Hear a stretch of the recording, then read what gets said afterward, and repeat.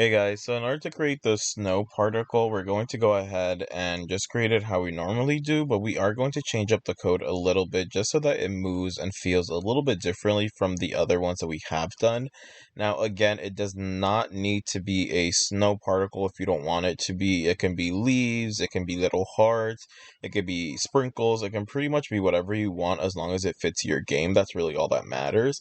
And if you guys can also think about it as well, you can also add this code to the particle as well, and you can have multiple costumes so that as you switch through the actual score, you're actually switching what kind of particle shows up as well. So that's another added bonus tip that you guys can also do. But I'm going to go ahead and create a new sprite. I'm going to go ahead and recall this snow. And I'm just going to easily just create a tiny little snow particle. So I'm just going to use my circle tool. And I'm just going to make this a little bit of a whitish gray. And I'm just going to go ahead and add a circle, which I'm just going to go ahead and make it a little bit small and add it in the center.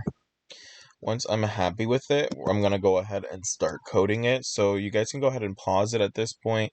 Take your time really creating whatever you want. Again, I'm just going a little bit simpler for the fact of time, but you guys can create whatever you want that fits your theme. Once you're done, you can go ahead and unpause this video and we can go ahead and start coding it.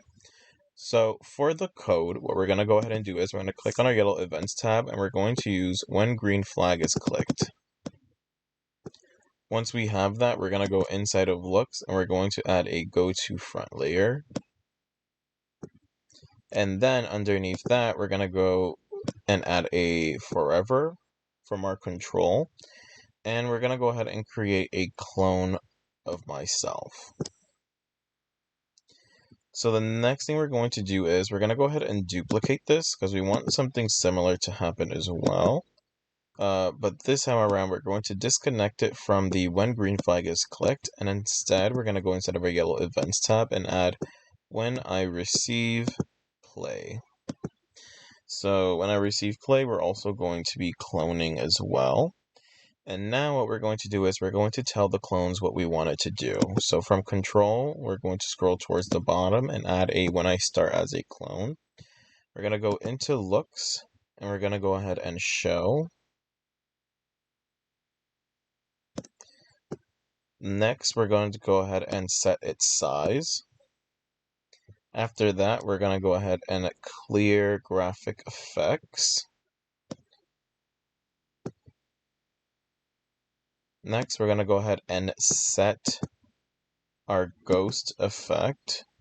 And we're going to have it pick randomly. So some snow will be a little bit lighter and some snows will be a little bit more easier to see. I'm going to change it from 25. Actually, let's make it a little bit better. We're going to go ahead and change it from 80 to 90. And then we're also going to play with the size that we have as well. So we're going to go ahead and move this set size right below. We're going to duplicate this pick random. And we're going to go ahead and change this from 25 to 45. Now, depending on the size that you made your particle effect, you might need to adjust these numbers just so that it's not too big and taking up too much space on your actual screen. So that's going to be very important when you guys go ahead and go back to test everything out. I'm going to go inside the blue motions tab and add a go to X and Y, and we're going to duplicate this random to change it for our X. We're going to change this to 240 to negative 240. And our Y we're going to change to 180. Once we're done with that, we're going to go ahead and add a point in direction 90. And then we're going to go ahead and add a show. So from looks, I'm going to go ahead and add a show. We're going to go back inside the blue motions tab and we're going to add a glide 1 second in the X and Y position. So this will allow us to actually move it. So we're going to change the actual glide to be a pick random. So we're going to duplicate it and add it in. And we're changing this from 2 to 8. And we're just going to go ahead and duplicate this pick random again to add it to our X. We're going to keep this the same, so it's going to be 240 to negative 240, and then our Y is going to be negative 180 now. The last thing that we're going to do is we're going to go ahead and go into looks and add a hide, and then in control we're going to add a delete this clone.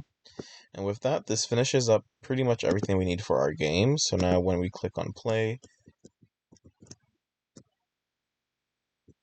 you could see everything and it works perfectly fine. Probably the reason why you can't see my snow too well is because of my actual color for it. So I'm just going to go ahead and make this white so that it's easier to see. I'm going to click on play, and there you have it. Okay, everything is working the way it should.